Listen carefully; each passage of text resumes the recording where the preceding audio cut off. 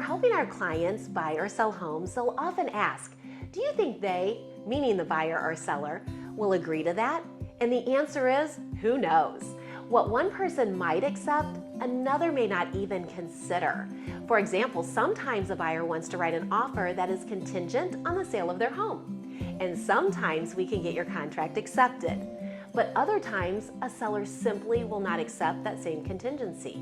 So we have to get creative to set your offer apart from the rest.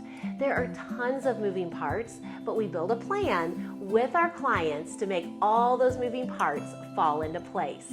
As realtors, we understand the stress that comes with moving, and we are here to make the move as easy and stress-free as possible. That is today's tip. If you're looking to buy a home or sell yours, you can reach me anytime at calltammy.com.